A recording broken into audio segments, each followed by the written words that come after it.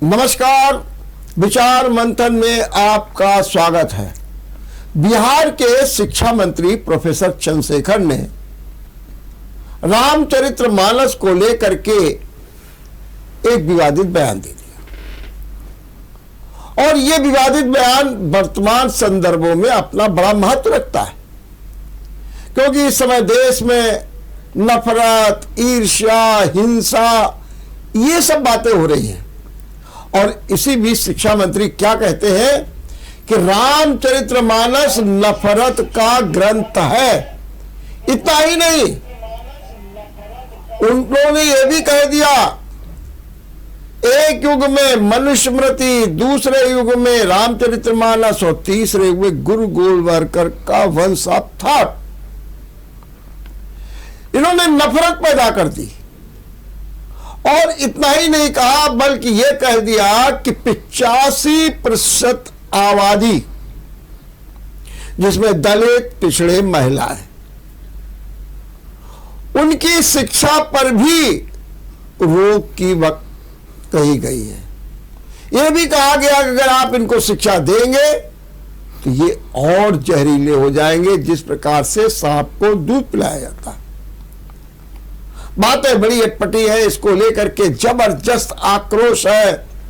साधु संत सभी लोग बोल रहे हैं, चुनौती दे रहे हैं। हमारे जाने माने गीतकार कुमार विश्वास ने कहा, मुख्यमंत्री जी मैं आपका बड़ा सम्मान करता हूं, लेकिन जो आपका ये अशिक्षित शिक्षा मंत्री है, उसे मेरे अपने अपने राम क्षेत्र में भेज दीजिए। इसकी सारी शंकाओं का, चिंताओं का, सबका निराकरण हो जाएगा, भेज दीजिए, ये तक कहा। अयोध्या के साधु संत भी उद्वेलित हैं। आइए अब सबसे पहले आपको सुनाते हैं कि आखिर बिहार के शिक्षा मंत्री ने क्या कहा। देखिए, एक बात और बताते हैं। पहले कहा, फिर जब उनसे पूछा गया, लोगों ने कहा माफी मांगे, तो फिर अपने बयान पर अडिग। तीसरी बार फिर उनसे कहा गया तो फिर अपने बयान पर अडिग। तो मैं आपको उनके 3 बयान सुनाता हूं और उसके बाद हम आपको यह भी सुनाएंगे कि तपस्वी छावनी अयोध्या के आचार्य परमहंस ने किस तरीके से चेतावनी दी है। आइए सुनिए। उसके उत्तरकांड में कितनी बात कही गई? पूज्य विप्रशील गुण होना, पूज्य न शूद्र गुण ज्ञान पर भी ना। अगर ये विचारधारा चलेगा तो भारत को ताकतवर बनाने का सपना पूरा नहीं हो सकता है। पूज्य विप्रशील गुण ही ना, अपूज्य न शूद्र गुण ज्ञान परवीना। अगर ज्ञान से परवीन भी बाबा भीमराव अंबेडकर है तो वह पूजनीय नहीं है। यह शिक्षा हमारा एक शास्त्र देता है जो नफरत बोता है। मैं आपसे कहना चाहता हूं, उसी उत्तरकांड में लिखा हुआ, जय बरनाधम तेली कुम्हारा, सपच की रात कोल कलवारा। जय बरनाधम, बरन में अधम कौन कौन लोग है? जय बरनाधम तेली कुम्हारा, सपच की रात कोल कलवारा। रामचरितमानस का क्यों प्रतिरोध हुआ? किस अंश का प्रतिरोध हुआ? अधम जात में विद्या पाए, भयहु जथा ही दूध पिलाए। यानी अधम मतलब होता है नीच। दुनिया के लोगों सुनो, आपके माध्यम से कहना चाहता हूं, नीच जाति के लोगों को शिक्षा ग्रहण करने का अधिकार नहीं था। और उसमें कहा गया है कि नीच जाति के लोग शिक्षा ग्रहण करके जहरीला हो जाते हैं, जैसा कि सांप दूध पीने के बाद होता है। हम इस सवाल पर मैं इसलिए ये बात कहता हूं कि इसी चीज को कोट करके बाबा साहब अम्बेडकर ने दुनिया के लोगों को बताया, ये जो ग्रंथ हैं नफरत को बोने वाले, एक युग में मनुस्मृति, दूसरे युग में रामचरितमानस और तीसरे युग में गुरु गोवलकर का बंच ऑफ थॉट, ये दुनिया को नफरत, हमारे देश को, समाज को नफरत में बांटती है। नफरत देश को महान नहीं बनाएगा। जब भी कभी महान बनाएगा तो मोहब्बत ही बनाएगा। तो आप समझ लिया आप करना क्या चाहते हैं। क्यों जातीय जनगणना का विरोध हो रहा है? कौन लोग विरोध कर रहे हैं? तो वही यथास्थितिवादी लोग, जिनके खिलाफ संघर्ष है, मनुस्मृति के खिलाफ, रामचरितमानस के उत्तरकांड और सुंदरकांड के उस छंद के खिलाफ, और गुरु गोवलकर के बंच ऑफ थॉट के खिलाफ। तो ये सारी बातें जब आ रही है तो आएगी। हमारा जी काटने का 10 करोड़ भैया किसी को दे दो, कोई तो अमीर हो जाएगा। हम तो जलने वाले लोग हैं। जो जलेगा नहीं वो निखरेगा नहीं। सुन लीजिए, जो सूर्य रात दिन जलता है तो दुनिया प्रकाशित होती है। बिहार के शिक्षा मंत्री चंद्रशेखर ने जो कहा है यह अति निंदनीय है। अयोध्या से मैं तपस्वी छावनी पीठाधीश्वर जगत गुरु परमहंस आचार्य, मैं इनके ऊपर विधिक कार्रवाई की मांग करता हूं कि इनको मंत्री पद से बर्खास्त किया जाए। अगर एक हफ्ते के अंदर ऐसा नहीं होता है तो फिर मैं 10 करोड़ रुपए का इनाम रखता हूं कि जो बिहार के शिक्षा मंत्री चंद्रशेखर की जिह्वा काटेगा उसको मैं 10 करोड़ रुपए पुरस्कार दूंगा। और सनातन धर्म पर अंगुली उठाने के पहले लोग उसका अध्ययन करें। रामचरितमानस जोड़ने वाला ग्रंथ है, तोड़ने वाला ग्रंथ नहीं है। रामचरितमानस भाई भाई में प्रेम कराने वाला ग्रंथ है। रामचरितमानस मानवता को स्थापित करने वाला ग्रंथ है। और रामचरितमानस मर्यादा पुरुषोत्तम भगवान श्री राम के पावन चरित्रों का ग्रंथ है जो राष्ट्र का गौरव है। इस तरह से सनातन धर्म के विषय में चाहे कोई भी हो, अगर इस तरह की बयानबाजी करेगा तो उसको अब हम लोग बर्दाश्त नहीं करेंगे और आर पार की लड़ाई लड़ेंगे। मंत्री बोले सर कि नफरत को लेकर भी सवाल उठ रहा है कि हमको पता नहीं है जी, हम देखे नहीं है। शिक्षा मंत्री ने बोला है कि ये नफरत बोने वाला ग्रंथ है। हमको पता नहीं है, हम पूछ लेंगे उनसे।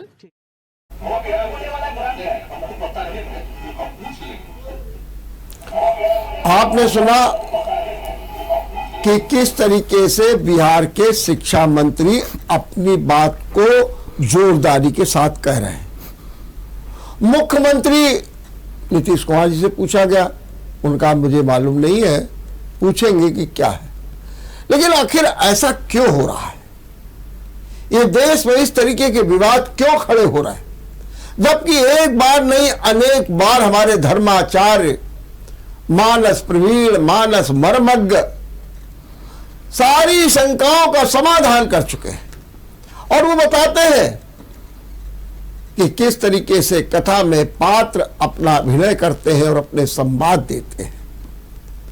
उसको इस भावनाओं से नहीं जोड़ा जाना चाहिए। अब तो परिवर्तन भी आ रहा है। एक लंबे समय तक कई मंत्रा सबको नकारात्मक भूमिका में देखा जाता था, लेकिन आज उन्हें सकारात्मक भूमिका में देखा जा रहा है। आज उन्हें राम को एक मैनेजमेंट गुरु के रूप में देखा जा रहा है, एक आदर्श भाई के ही रूप में नहीं, बल्कि एक ऐसे राजा, लोकतांत्रिक व्यवस्था के राजा के रूप में देखा जा रहा है जिनके लिए ये कहा जा रहा है कि हमको ऐसा ही राम राज चाहिए। तो ऐसे हालात में इस तरीके के बयान क्यों आते हैं? क्या कोई राजनीति इससे पूरी की जा रही है? आज इसी पर चर्चा करेंगे। और इस चर्चा में मेरे साथ जुड़ गए हैं जाने माने हिंदी विद्वान, एचडी कॉलेज के प्रोफेसर, तुलसी के मर्मज्ञ और साहित्य चेतना को जागृत करने वाले डॉक्टर राकेश शुक्ल जी। राकेश शुक्ल जी, मैं आपका बहुत बहुत अभिनंदन करता हूं। आपने भी सुना, पहले आपकी प्रतिक्रिया जानना चाहता हूं कि आपने ये सब कुछ सुना कि किस प्रकार से मंत्री बोल रहे हैं, फिर मुख्यमंत्री बोल रहे हैं और फिर आचार्य परमहंस बोल रहे हैं। आपके मन मस्तिष्क में पहली प्रतिक्रिया क्या आ रही है? धन्यवाद डॉक्टर वर्मा जी, आपने मुझे यहाँ पर आमंत्रित किया और ये बहुत ही महत्वपूर्ण विषय है। आज हम सबको चिंतन और मनन करना चाहिए।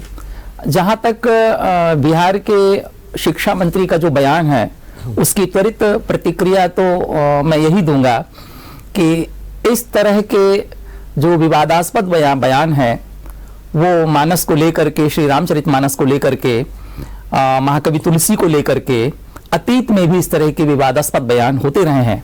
और बयान ही नहीं, यहाँ तक कि श्री रामचरितमानस ग्रंथ को फाड़ने और जलाने तक की कार्यवाही जो हुई है वो भी की गई हैं।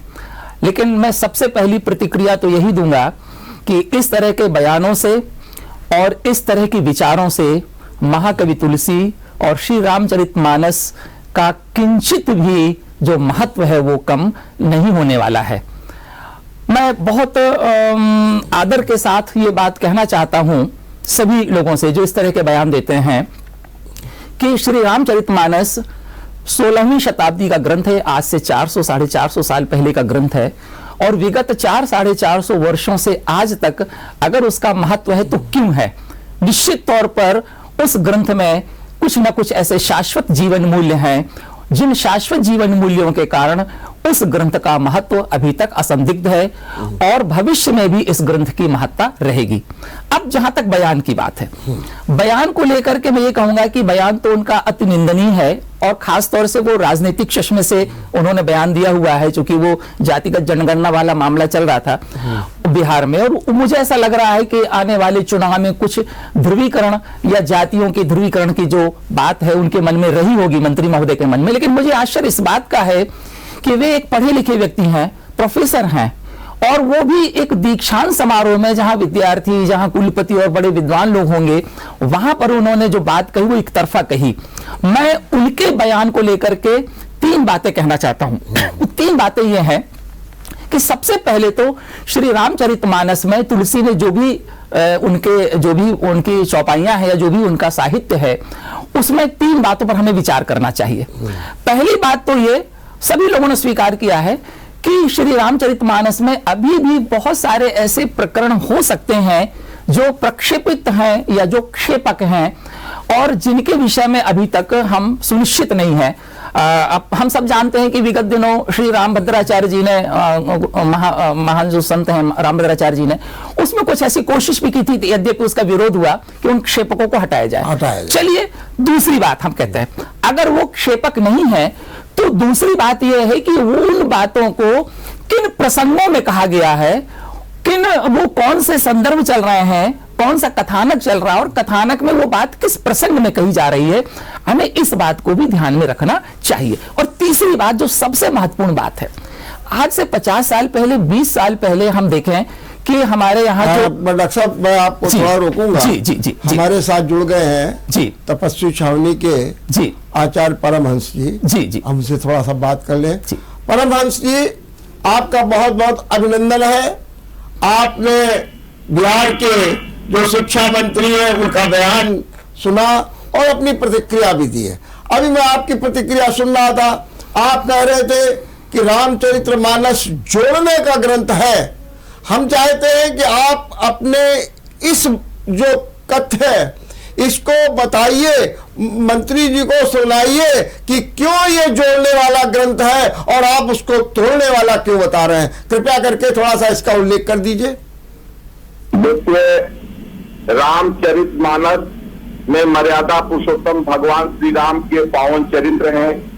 प्रभु श्री राम देखिए किस तरह से पिता के कहने पर 14 वर्ष वनवास पे चले जाते हैं, जो एक संस्कार जो है देता है कि माता पिता का क्या संबंध होना चाहिए, माता पिता के पुत्र का क्या कर्तव्य होना चाहिए। सबरी के जूठे बैर खाते हैं, केवल को मित्र बनाते हैं, जो गोल भील हैं उनको जो है तो जा करके उनके साथ में बैठ करके भोजन करते हैं, और समाज को जिस तरह से ये एक मानवता को स्थापित करने वाला ग्रंथ है, जिसमें जो है तो ये समग्र भारतीय संस्कृति समाहित है। और ऐसे रामचरितमानस को जो है तो उन्होंने कह दिया कि नफरत फैलाने वाला ग्रंथ है। इसलिए आज तो उन्होंने तो बेहद बेहुदा बयान दे दिया। उन्होंने कहा कि हम अपने बयान पर कायम हैं, और उन्होंने कहा कि बाबा साहब भीमराव अम्बेडकर ने हिंदू धर्म छोड़ करके बौद्ध में चले गए थे। मैं उसको बता दूं, भगवान बुद्ध जो है तो 24 अवतारों में एक अवतार है। बौद्ध, जैन, सिख ये सब सनातनी और हिंदू हैं। उनको जानकारी नहीं है, पता नहीं कैसे शिक्षा मंत्री बन गए हैं। दूसरे धर्म के विषय में सबको डर लगता है कि दूसरे धर्म के विषय में टिप्पणी करेंगे तो गर्दन कट जाएगा। लेकिन सनातन धर्म के विषय में क्योंकि वहां देख रहे हैं कि जनाधार कम हो रहा है, तो जनाधार कम हो रहा है, लेकिन नफरत फैला करके वो जो है अपने सियासी लाभ के लिए इस तरह का बयानबाजी, साजिशपूर्ण बयान उनका है। तो हमने उनको कहा है कि वो माफी मांग ले, ठीक है, उनके ऊपर विधिक कार्रवाई होनी चाहिए, मंत्री पद से बर्खास्त होने चाहिए। और नहीं तो हमने कहा कि अगर वो माफी नहीं मांगेंगे तो हमने 10 करोड़ का इनाम रखा कि उनकी चीज काट करके ले आएगा, उसको मैं 10 करोड़ का इनाम दूंगा। क्योंकि हमारी संस्कृति है, हम दूसरे का सम्मान करते हैं और करते रहेंगे, हम किसी का भावना का आदर नहीं करते हैं। लेकिन अगर कोई अपने राजनीतिक फायदा के लिए हमारे धर्म पर कुठाराघात करेगा तो मैं उसको एक राक्षस समझूंगा। और राक्षस का वध करने के लिए हमारे प्रभु श्री राम ने किया, भगवान श्री कृष्ण ने किया, माता दुर्गा ने किया, माता काली ने किया, भगवान श्री हनुमान जी ने किया, भगवान शिव ने किया। अगर कोई राक्षस बन के सनातन धर्म पर आघात पहुंचाएगा तो अभी हमने जीभ काटने को कहा है, जरूरत पड़ेगी तो गर्दन भी कटेगी। बहुत बहुत धन्यवाद, आपने बहुत अच्छे ढंग से अपनी बात की है। निश्चित रूप से वो सकारात्मक पक्ष जाने चाहिए। महाराज जी, आपका बहुत बहुत धन्यवाद, आपने बहुत अच्छे ढंग से अपनी बात रखी है। तो हमारे साथ में शुक्ल जी बात कर रहे थे। शुक्ल जी, थोड़ा सा आप अपनी बात को थोड़ा सा डिस्टर्ब हुए, क्षमा करिएगा, आप जरा बताइए क्या कह रहे थे आप। हाँ, तो मैं जो तीसरी बात कह रहा था वो ये कह रहा था कि कोई भी रचनाकार अपने युग, जिस समय, जिस परिवेश में वो लिख रहा होता है, उस युग के यथार्थ के सत्य को हमारे सामने रखता है। तो निश्चित तौर पर हम कह सकते हैं कि आज से 50 वर्ष पहले स्त्रियों की जो दशा थी और क्रमशः जो हमारे यहाँ कर्मानुसार जो व्यवस्था थी वो वर्ण में परिवर्तित हो गई और फिर वो जन्मना हो गई, जबकि प्रारंभ में कर्म के अनुसार कुछ वर्गीकरण हुए थे समाज के, और कर्म के अनुसार वर्गीकरण बाद में दुर्भाग्य से वर्ण वो बन गए। तो उसमें उस समय की जो पृष्ठभूमि थी, अगर उस समय महाकवि तुलसी या कोई भी रचनाकार उस समय के यथार्थ को लिख रहा है, तो कोई जरूरी नहीं कि हम आज की कसौटी पर उसे कसें। 21वीं शताब्दी की कसौटी पर 16वीं शताब्दी के समाज को कसना अपने आप में बहुत ही एक तरह से दुर्भाग्यपूर्ण है। मैं समझता हूं कि मंत्री महोदय को, जो पढ़े लिखे हैं, उनका जो बयान है बहुत निंदनीय, उन्हें कम से कम यह विचार कर लेना चाहिए था। चलिए तुलसी को तो छोड़िए, मुंशी प्रेमचंद ने या निराला ने या नागार्जुन ने अपने समय में समाज का जो वर्णन किया है, आप शरदचंद्र चट्टोपाध्याय को उपन्यास हम लोग पढ़ते हैं, रविन्द्रनाथ टैगोर को उपन्यास पढ़ते हैं, उस समय की जो 12-12 वर्ष की विधवाएं थी वो वृंदावन में रख दी जाती थी, उनके विवाह नहीं होते थे। सती प्रथा किसी समय में उस पर कोई कानून नहीं था, बाल विवाह हो जाते थे। तो आप देखें कि आज वो कानून बन गए हैं और सामाजिक तौर पर भी उनका प्रतिषेध, उनका निषेध होने लगा है। तो ऐसी स्थिति में आज जब लोकतांत्रिक मूल्य चेतना का समय है और ऐसे में हमें तो उसमें से हीरे मोती ढूंढने चाहिए, जैसा कि अन्य बहुत सारे विद्वानों ने कहा कि किसी भी रचनाकार और किसी भी ग्रंथ के अंतर्गत जो मूल्यवान तत्व हैं हमें उन्हें ढूंढना चाहिए। अगर कोई ऐसी बातें हैं तो उनके हमें अर्थ को देखना चाहिए कि किस संदर्भ में कही गई वो बातें, और अन्यथा आज तो मैं तो मानता हूं, जैसा कभी महंत जी कह रहे थे, मैं उनकी उस बात से सहमत नहीं हूं, क्योंकि कानून का शासन है, लोकतांत्रिक प्रणाली में हम हैं और निश्चित तौर पर इस तरह की विवादास्पद और समाज को बांटने वाले विवादों पर कानून अपना कार्य करेगा, कानून का शासन है और उसके अनुसार उनके ऊपर कार्रवाई होनी चाहिए। हम लोगों को कोई अधिकार नहीं है कि हम किसी को इस तरह से, लेकिन मुझे उनकी ये बात अच्छी लगी कि श्री रामचरितमानस समाज को जोड़ता है। हाँ, मर्यादा पुरुषोत्तम श्री राम का जो चरित्र है वो शताब्दियों तक आगे भी समाज को जोड़ने का काम करता रहेगा। लगभग शुक्ला जी, ये आप अभी जो बातें कह रहे थे इसमें तर्क भी है, तथ्य भी है जी। एक बात जरा ये बताइए कि जो अभी इन्होंने बात कही कि दलितों को, पिछड़ों को, महिलाओं को शिक्षित नहीं किया जाना चाहिए, इस बारे में आपका क्या कहना है? क्या तत्कालीन परिस्थितियां ऐसी थी और उसमें शिक्षित करना जो है बिल्कुल जहरीला और बना देना था? क्या ऐसी परिस्थितियां थी या फिर किसी विशेष संदर्भ को लेकर के कहा गया हो? आप जो एक इस भी जी मैं शुक्ला जी आपको फिर रोकूंगा। हमारे साथ बिहार के पूर्व कानून मंत्री नरेंद्र नारायण जुड़ गए हैं। नरेंद्र नारायण जी, मैं आपका बहुत बहुत स्वागत करता हूं। जी नरेंद्र नारायण जी, जरा आपने सुना होगा, आपके ही बिहार के शिक्षा मंत्री ने जो बयान दिया है और उस बयान को लेकर के काफी बवंडर मच गया है। साधु संत नाराज है, कहते हैं ये राजनीति से प्रेरित है। यहां तक कहा जा रहा है कि चूंकि आपके यहाँ जातीय जनगणना हो रही है उसके संदर्भ को लेकर के कहा गया। क्या कहना है आपका इस बारे में? देखिए, भगवान राम मर्यादा पुरुषोत्तम के पत्रकार महोदय और मर्यादा पुरुषोत्तम के, और आप जानते हैं कि सबरी की कुटिया में जाके उन्होंने उनका मीठा बेर खाया जी भगवान राम ने,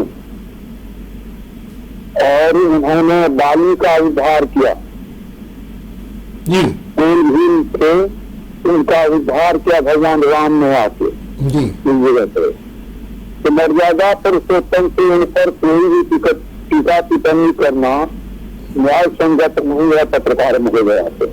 जी, लेकिन राजनीति अपनी जगह पर है, वो मर्यादा पुरुषोत्तम के परम ब्रह्म परमेश्वर हैं और उन पर किसी प्रकार की टीका टिप्पणी करना उचित नहीं है। आप जी मेरी दृष्टिकोण में ये बताइए कि जो बयान दिया है शिक्षा मंत्री ने, क्या उसको लेकर के बिहार में भी काफी विवाद हो गया है और ये मांग की जा रही है कि उन्हें माफी मांगनी चाहिए और कुछ लोग उनके खिलाफ विधिक कार्रवाई की भी मांग कर रहे हैं, मंत्री पद से हटाने की भी मांग कर रहे हैं। इसके बारे में आपका क्या कहना है? इनका निजी बयान है, कोई गठबंधन का बयान नहीं है पत्रकार महोदय जी। और आदमी को लोकतंत्र में अपनी मर्यादा का ख्याल रखना चाहिए। बस मैं इतना ही कहूँगा, इससे ज्यादा मैं नहीं बढ़ूंगा आपसे। बहुत बहुत धन्यवाद, आपने ठीक कहा और ये उनका निजी बयान है, उससे ज्यादा नहीं। लेकिन निश्चित रूप से बिहार की राजनीति भी एक बार गरमा गई है। वहां की भारतीय जनता पार्टी और उनके नेता लगातार हमलावर है। तो मैं सुनील आपसे पूछ रहा था, क्या उस समय कुछ ऐसी परिस्थितियां थी जिनको लेकर के ये स्थितियां उत्पन्न हुई कि जो अधम जाति के लोग हैं उनको शिक्षित न किया जाए? ऐसा कुछ है क्या?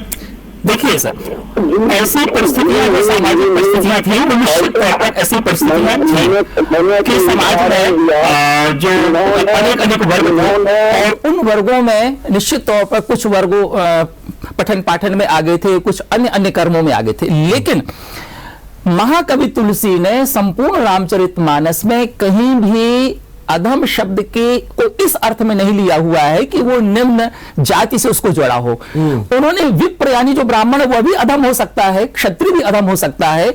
महापंडित रावण जो विद्वान था, रावण को भी उन्होंने अधम कहा है अनेक स्थानों पर। तो हमें इस बात को ध्यान में रखना चाहिए कि तुलसी जातिवादी नहीं थे। तुलसी ने अधम या नीच शब्द का अगर कहीं प्रयोग किया है तो वो उसके आचरण के अनुसार किया हुआ है। रावण भी उनके लिए नीच और अधम हो सकता है और है। तो अगर ऐसा होता तो जो रामचरितमानस में आप देखें कि भगवान श्री राम को 3 रूपों में महाकवि तुलसी के अलावा आज तक विश्व के किसी भी साहित्य में किसी भी महानायक को नहीं रूपित किया गया, प्रतिरूपित किया गया। एक तरफ वे राम उनके ब्रह्म है, राम ब्रह्म व्यापक जग जाना, परमानंद परेश पुराना। एक तरफ राम उनके ब्रह्म है, दूसरी तरफ जो राम है, श्री राम है, वो एक आदर्श राजा है, वो लोक मंगल के विधान करने वाले आदर्श राजा हैं। और तीसरी तरफ वो राम लोक नायक राम है, जो लोक के निषाद राज सखा निषाद राज को अपने गले से लगा लेते हैं। शबरी के भी मंत्री महोदय करे थे, शबरी के जूठे बेर खाते हैं, कोल भील की रात से मित्रता करते हैं, नग्न पैर चल करके रावण रथी विरथ रघुवीरा है, और वो जाकर के युद्ध करते हैं, जाते हैं। और किस लिए?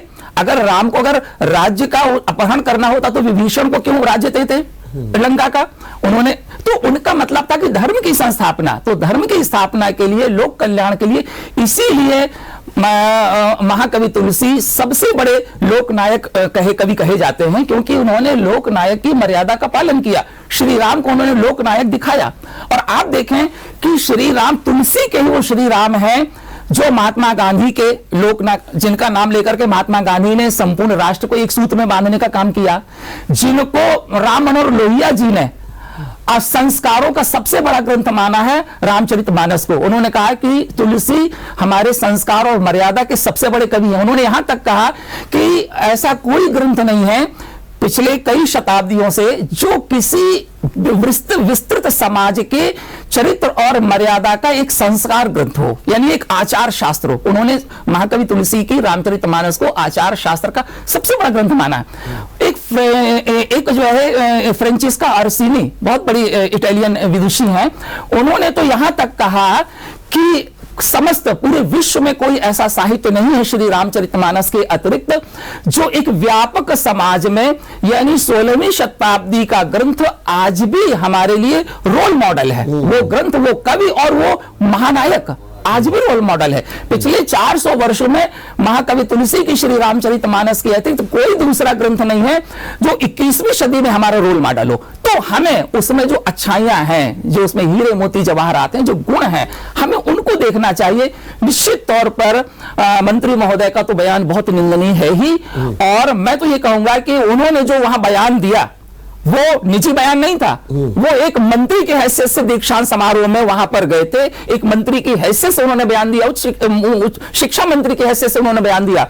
निश्चित तौर पर उस बयान पर कार्रवाई होनी चाहिए, उन पर तुरंत उनको बर्खास्त, इस्तीफा नहीं, उनसे माफी मांगनी कोई बात नहीं, उनको बर्खास्त करना चाहिए, और बर्खास्त करने के साथ साथ उन पर FIR होनी चाहिए, और उसके अनुसार कानून जो न्यायालय में जो कार्रवाई होगी वो होनी चाहिए। शुक्ली, ये भी आप कह रहे थे कि अधम का अर्थ जी, उन्होंने जाति से ले लिया, नहीं, आपने बिल्कुल ठीक बात की। लेकिन इसी के संदर्भ में मंत्री जी कह रहे हैं कि भाई उसमें तो ये भी लिखा है, उत्तराखंड का उदाहरण देते हैं कि ब्राह्मण हो,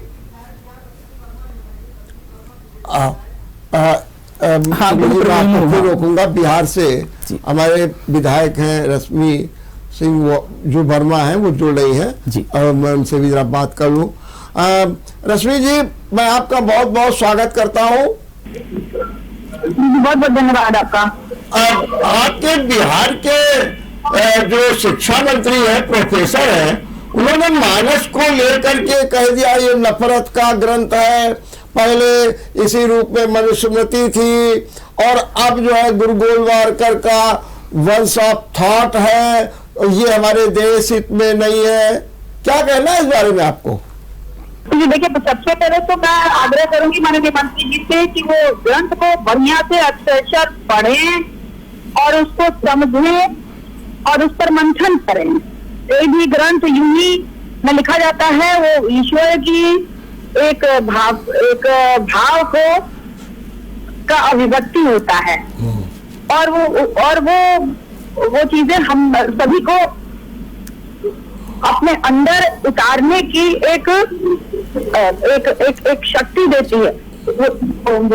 वो एक तरीके से वो उस पर अमल करने के लिए सभी को प्रेरित करती है, और ये वो महान ग्रंथ है जिसको दुनिया ने फॉलो किया है। तो माननीय मंत्री जी से मैं पुनः आग्रह करूंगी कि ग्रंथ को अक्षरशः पढ़ें, समझें, मंथन करने के बाद ही किसी तरह का बयान दे, और ऐसा बयान दे जो विवादित ना हो।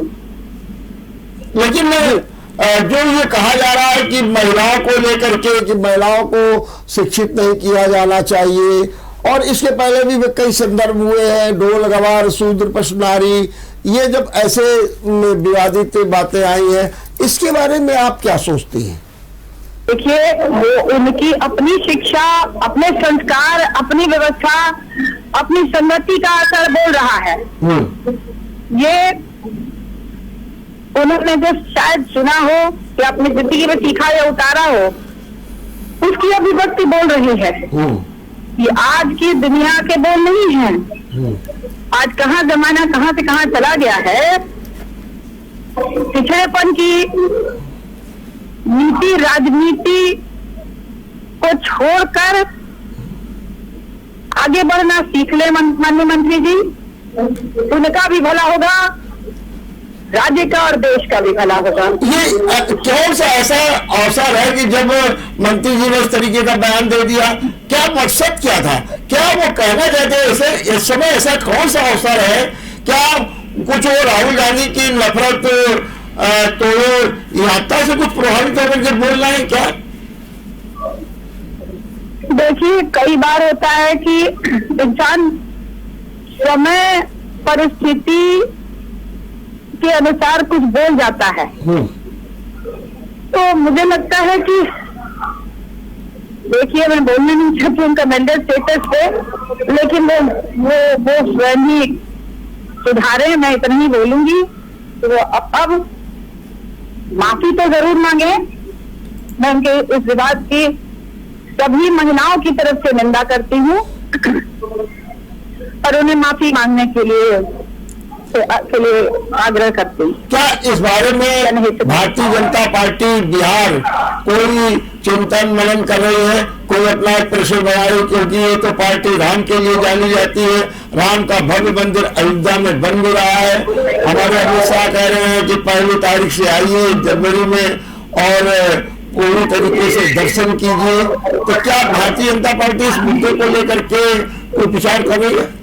देखिए, ये विडंबना है कि हिंदू होकर एक विवादित भाषा का विवादित बयान उस पद पे रह के और इस प्रकार का की बयानबाजी हो, और वो ग्रंथ तो खुद उनका स्वयं उनका भी है, तो उस पर उन्हें बयानबाजी का तो कुछ ही नहीं होता। अगर उन्होंने कुछ ऐसा कहा है तो सभी भत्सना करते हैं उसका।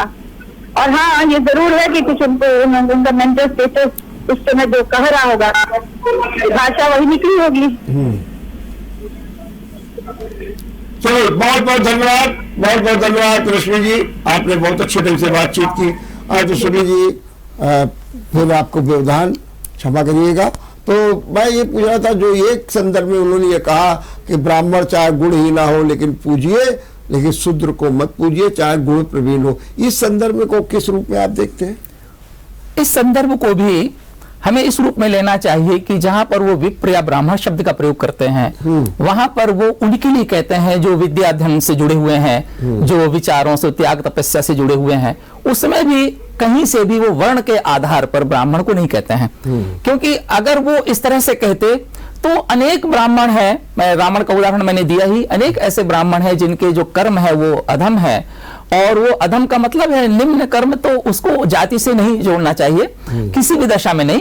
उनके लिए विप्र का आशय, ब्राह्मण का आशय। हम लोग आज भी जो ज्ञानी होता है उसको पंडित शब्द का प्रयोग करते हैं, वो किसी भी जाति का हो, किसी भी धर्म का हो, वो पंडित होता है, महापंडित होता है, शब्द ही है ये। और ब्राह्मण का भी जो शाब्दिक अर्थ है वो जो ब्रह्म को जानता हो, ज्ञानी हो, ब्रह्म जानाति ब्राह्मण। तो इस प्रकार से जो ज्ञानी हो, विचारवान हो, जो विद्या अध्ययन से जुड़े रहे। और तो कहने का आशय यह है कि महर्षि वाल्मीकि के जाति को जब लेते हैं तो सब लोग जानते हैं, लेकिन महर्षि वाल्मीकि कितने बड़े ज्ञानी थे, कितने बड़े, तो वो ब्राह्मण हैं। तो इस प्रकार से हमें इस तरह से किसी रचनाकार के विचारों को हमें ग्रहण करना चाहिए। हम अगर कहीं ना कहीं उसको अपनी राजनीतिक रोटी, वोटों की जो हमारी रोटी सेकने का काम करेंगे वोटों के लिए या राजनीति के लिए, हम किसी रचनाकार को, किसी महाकवि को इस तरह से अपने बीच में लाएंगे, मुझे लगता है ये बहुत निंदनीय बात है। ऐसा किसी को भी नहीं करना चाहिए, चाहे वो मंत्री हो, चाहे वो राजनीतिज्ञ हो, चाहे वो कोई प्रोफेसर हो, चाहे वो कोई भी व्यक्ति हो, नहीं करना चाहिए। और निश्चित तौर पर यह तो सर्वमान्य है कि श्री रामचरितमानस महाकवि तुलसी का ऐसा ग्रंथ है जो अपने आप में आज भी विगत 400 साढ़े 400 वर्षों से किसी भी व्यापक समाज को संस्कारित करने वाला ग्रंथ है। कोई भी ऐसा दूसरा ग्रंथ दुनिया में नहीं है। और बहुत सारे उदाहरण हैं, हम सब जानते हैं, एक आदर्श भाई, एक आदर्श पिता, एक आदर्श पुत्र, एक आदर्श मित्र, एक आदर्श पत्नी, एक आदर्श शत्रु। इन सारे, जब हम इन सब सारे जो सामाजिक जीवन के जो हमारे संबंध हैं उनको जब हम तलाशते हैं तो हम 10-20 चौपाइयां वहां से उद्धृत कर देते हैं और अपनी बात को पुष्ट करने के लिए तब हमें तुलसी हमारे काम आते हैं। और श्री रामचरितमानस पर आधारित सैकड़ों वर्षों से जो रामलीलाएं होती रही हैं गांव-गांव में, वो गांव और समाज को संस्कारित करने का काम सदियों से करती रही हैं, आज भी करती हैं। ऐसे बहुत सारे उदाहरण हैं कि भाई ने भाई का हिस्सा हड़प लिया और बाद में जब भरत वाला प्रसंग उसने पढ़ा या रामलीला में देखा तो बड़े भाई के चरणों में गिर गया, अश्रु निपात किए और प्रायश्चित किया और कहा हमसे भूल हो गई थी। तो कहने का आशय यह है कि वहां से हमको अपना चरित्र परिष्कृत करने का, हमें अपना आचरण परिष्कृत करने का एक उदाहरण, एक वो ग्रंथ देता है। और इसीलिए आचार्य शुक्ल ने लोक मंगल की भावना का सबसे बड़ा ग्रंथ माना, गांधी जी ने उसको सबसे महत्वपूर्ण ग्रंथ माना, राममनोहर लोहिया ने उसको आदर्श और मर्यादा का सबसे बड़ा ग्रंथ माना। और सभी बहुत सारे वामपंथी विचारक हैं, गोपेश्वर सिंह ने ये बात कही और बहुत सारे विचारकों ने कही, विश्वनाथ त्रिपाठी ने भी, कि श्री रामचरितमानस निश्चित तौर पर विगत 400 वर्षों में आज भी सर्वश्रेष्ठ ग्रंथ है, आदर्श चरित्र मर्यादा पालन की दृष्टि से, और हमें उसी रूप में उस ग्रंथ को लेना चाहिए। हम यहाँ पर एक छोटा सा ब्रेक लेंगे और ब्रेक के बाद अपनी चर्चा को जारी रखेंगे। ब्रेक के बाद आपका एक बार फिर स्वागत है। डॉक्टर शुक्ल जी, आपने बहुत अच्छी बात कही। आपने बताया कि रामचरितमानस की कितनी प्रासंगिकता है इतने वर्षों के बाद भी, लेकिन आपने एक बात कही कि जो इसमें हीरे मोती रत्न है उनको लीजिए, और दूसरा आपने भी कहा कि स्वामी रामभद्राचार्य ने इसको संपादित किया लेकिन उसको स्वीकार नहीं किया गया। क्या आपको कहीं ना कहीं लगता है कि इस तरीके के रोज रोज विवाद खड़े हो जाते हैं, कभी ढोल गवार को लेकर के, कभी ये ब्राह्मण को लेकर के, अदम को लेकर के बहुत से विवाद खड़े होते हैं। क्या इन विवादों का निष्कारण आपके दृष्टि से स्वामी रामभद्राचार्य जैसे लोगों की पहल है और उसे माना जाना चाहिए? आपने बहुत अच्छा प्रश्न उठाया और बहुत अच्छी बात कही है। निश्चित तौर पर कोई भी महाकाव्य होता है, कोई भी महान रचना होती है, उसमें कुछ मिथक होते हैं, कुछ रूपक तत्व होते हैं, कुछ प्रतीक होते हैं, और बहुत सारी बातें कवि मिथकों में कहता है। केवल श्री रामचरितमानस में नहीं, चाहे वो यूरोप के जो एपिक ग्रंथ हैं, उन एपिक ग्रंथों में भी बहुत सारी बातें मिथकों में कही गई हैं। हम इस बात को स्वीकार करते हैं। आचार्य हजारी प्रसाद द्विवेदी ने भी कहा था कि हमें उन मिथकों का वैज्ञानिक स्वरूप सामने रखना चाहिए। नई पीढ़ी को उन मिथकों के नए संदर्भों में हमें उन्हें बातें कह करके उन्हें समझाना चाहिए और बताना चाहिए। तो इससे क्या होगा कि जो नई पीढ़ी, उसका हमारे इन एपिक ग्रंथों के प्रति लगाव भी बढ़ेगा, और उसमें जो कुछ ऐसी बातें हैं जो वैज्ञानिक दृष्टि से आज हम उन्हें सिद्ध कर सकते हैं, तो उनका भी समाधान हो जाएगा। निश्चित तौर पर ये बात सही है। हाँ, यह जरूर है कि कुछ अभी जो सनातन विचारधारा को मानने वाले लोग हैं, वो इससे आहत होते हैं। वो कहते नहीं, उसके स्वरूप में परिवर्तन नहीं होना चाहिए। मेरा ये मानना है कि हमें उसके स्वरूप में परिवर्तन नहीं करना चाहिए, लेकिन हमें नए नए संदर्भों में उसकी व्याख्या करनी चाहिए। आज के संदर्भ में उसकी व्याख्या करके, और हमें वैज्ञानिक तरीके से और हम तो मानते हैं कि जो सनातन धर्म है वो बहुत ही वैज्ञानिक धर्म है। समय के साथ उसमें परिवर्तन होते रहे। मैं एक बात कहूंगा यहां पर, बहुत महत्वपूर्ण बात है कि सभी धर्मों में, हमारे वांग्मय में 2 प्रकार के जीवन मूल्य होते हैं। एक होते हैं शाश्वत जीवन मूल्य और दूसरे होते हैं समकालीन जीवन मूल्य। तो शाश्वत जीवन मूल्य होते हैं, वे सदैव अपरिवर्तित रहते हैं, लेकिन समकालीन जीवन मूल्यों में समय के साथ बदलाव की बहुत बड़ी आवश्यकता है। क्योंकि अगर तालाब का पानी सीमा में बंधा रहता है तो एक समय में वो उसमें दुर्गंध आने लगती है, लेकिन सरिता का प्रवाह निरंतर चलता रहता है तो उसमें वो पवित्र बना रहता है, निर्मल रहता है। तो इस प्रकार से हमारे जो बहुत सारे धर्म ग्रंथ हैं, बहुत सारे कर्मकांड के ग्रंथ हैं, अगर हम समय के अनुसार उनकी नई नई व्याख्या करते रहेंगे समय के साथ साथ, और उन समकालीन मूल्यों में थोड़ा सा बदलाव भी होता रहेगा, तो भी ठीक है। तो निश्चित तौर पर उसमें अर्थ की जो नई भंगिमाएं हैं उनको हमें सामने लाना चाहिए। उसमें स्वामी रामभद्राचार्य जी का भी प्रयास ठीक है, और लेकिन उसमें कवि की भावना कहीं आहत नहीं हो रही है। मैं एक उदाहरण और दूंगा। महर्षि वाल्मीकि रामायण के बहुत सारे ऐसे प्रसंग हैं, चूंकि उन्होंने भगवान श्री राम को एक राजा के रूप में, एक नायक के रूप में प्रस्तुत किया हुआ है, जबकि तुलसी ने क्या किया कि उनको एक अलौकिक ब्रह्म के रूप में भी प्रस्तुत किया हुआ है। एक उन्हें ईश्वर भी माना है, ब्रह्म भी माना है, और निर्गुण राम भी हैं, सगुण राम भी हैं। और तुलसी इसीलिए समन्वय के सबसे बड़े कवि माने जाते हैं कि वे जो है, जो शैव थे अलग थे, शिव को मानने वाले, विष्णु को मानने वाले वैष्णव अलग थे, शाक्त को मानने वाले, शक्ति को मानने वाले अलग थे। उन सबका समन्वय किया है, शाक्त का, शैव का, वैष्णव का समन्वय किया हुआ उन्होंने, निर्गुण और सगुण का समन्वय किया हुआ उन्होंने, अगुण सगुण नहीं कछु भेदा है।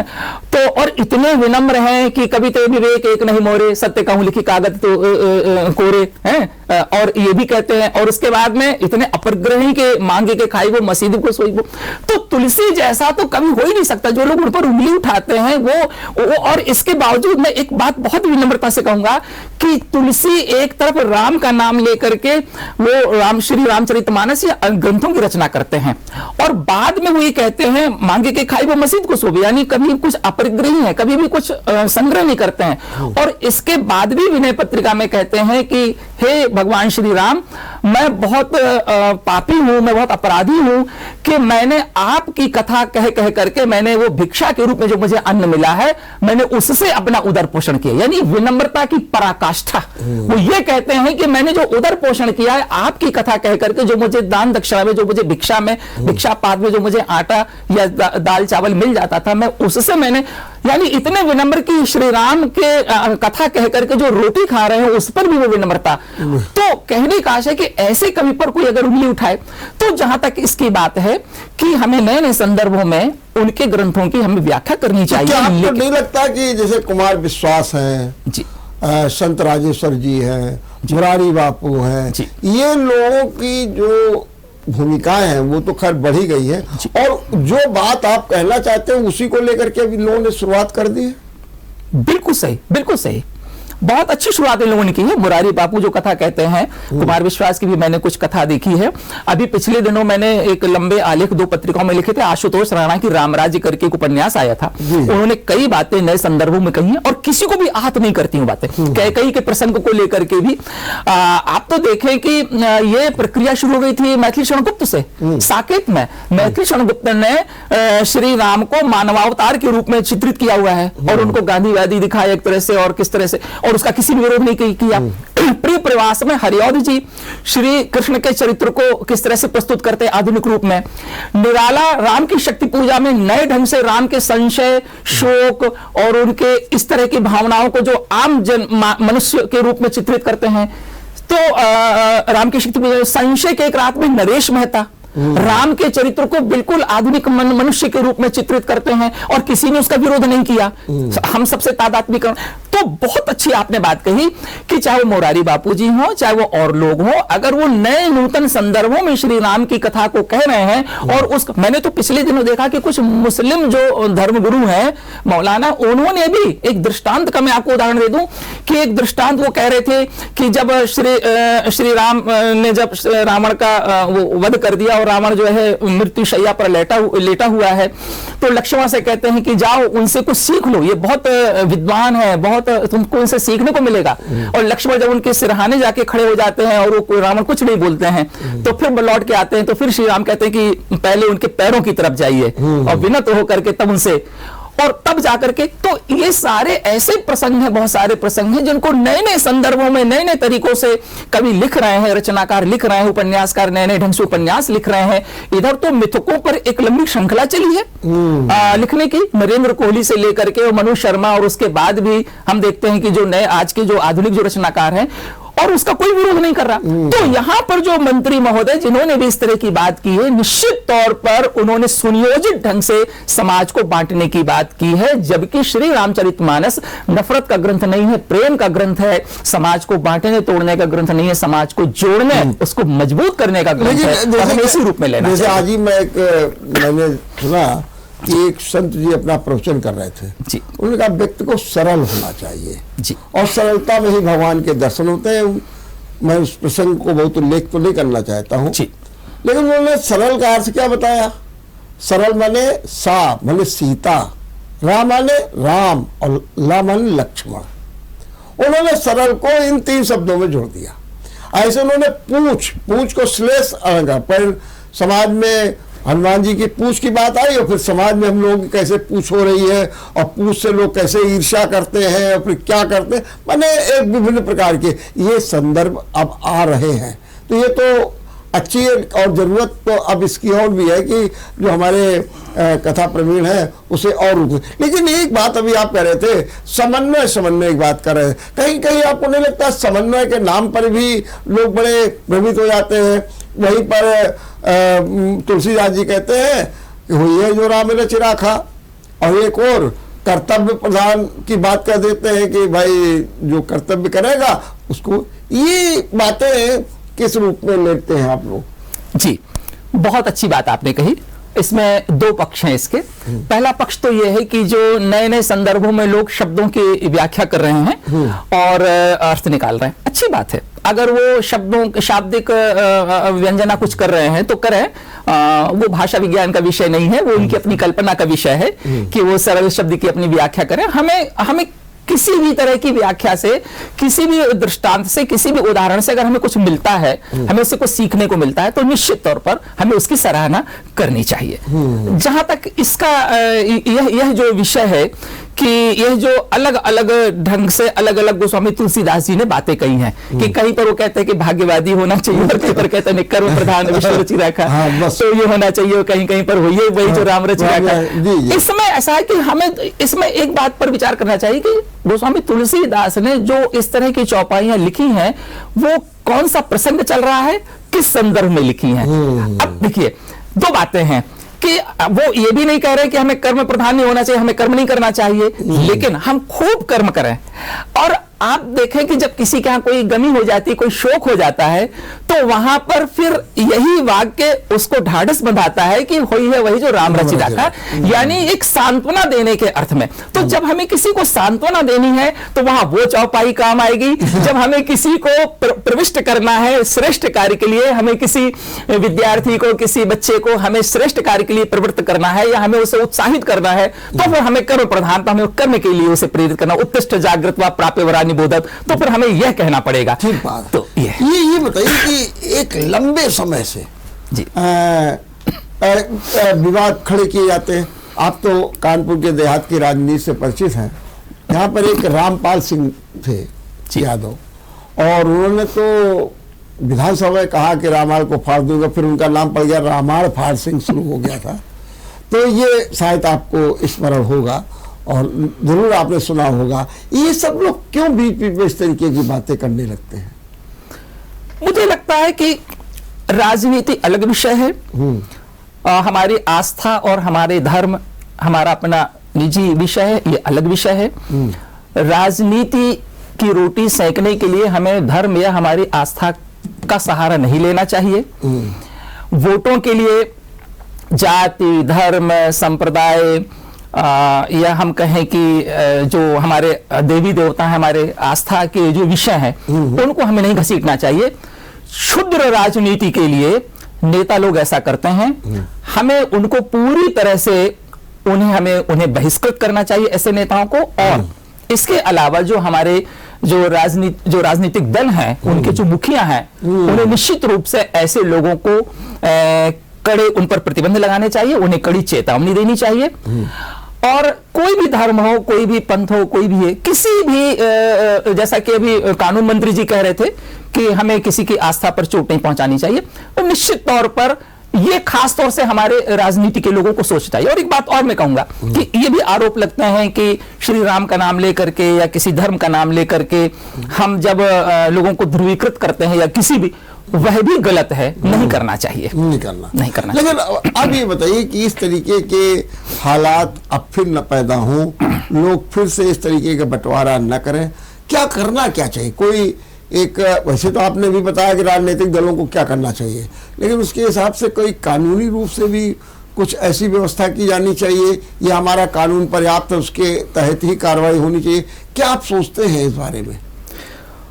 कानून में बहुत अच्छे प्राविधान हैं इस तरह के।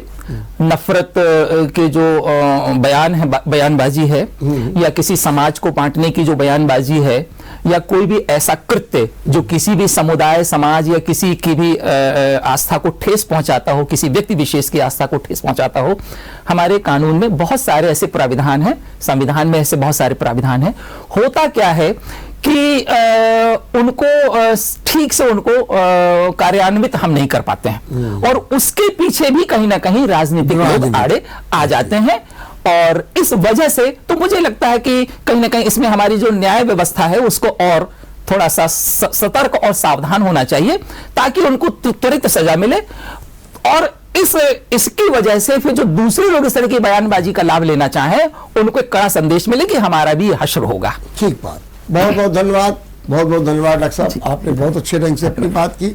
निश्चित रूप से अब सतर्क रहने की जरूरत है, क्योंकि पता नहीं ऐसा क्या माहौल बन रहा है कि लोग इस तरीके के विचार कर रहे हैं। जब ये विचार होते हैं तो समाज में एक ऐसी परिस्थितियां पैदा हो जाती है जो बड़ी विषम होती है, विलक्षण होती है, परेशान करने वाली होती है। तो कानून तो अपना काम करे, सतर्क भी रहे, लेकिन ये ध्यान रहे कि हमारे जो सनातन धर्म के पुरोधा हैं वो भी कृपया करके ऐसे संदर्भों को एक नए नए और सकारात्मक रूप में प्रस्तुत करके समाज में एक नई चेतना का जागृत करें। देखते रहिए विचार मंथन। नमस्कार। अगर आपको हमारा वीडियो पसंद आया हो तो हमें लाइक करें, सब्सक्राइब करें और ज्यादा से ज्यादा शेयर करें और हाँ, बेल आइकॉन दबाना ना भूलें ताकि हर खबर का अपडेट आप तक पहुंचे तुरंत। आप हमें इंस्टा, ट्विटर और फेसबुक पर भी फॉलो कर सकते हैं। हमारी आईडी है @JMT News